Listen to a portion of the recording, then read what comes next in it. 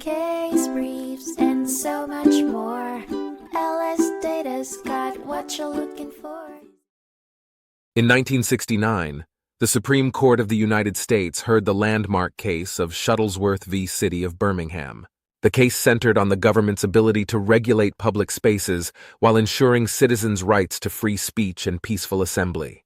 The lawsuit stemmed from a 1963 incident in which Fred L. Shuttlesworth and 52 other black protesters marched peacefully in Birmingham to challenge the city's denial of civil rights for black citizens. At the time, a city ordinance required a permit for any public demonstration.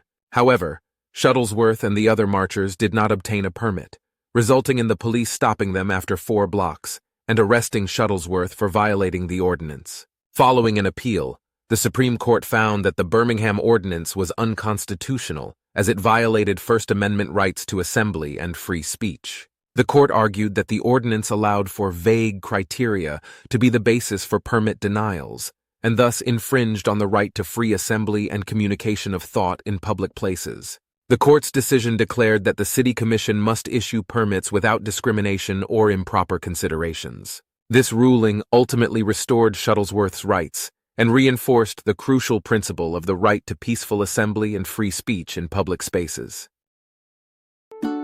Case briefs, and so much more. LSData's got what you're looking for. Visit lsd.law, elevate your mind. Leave the stress of class.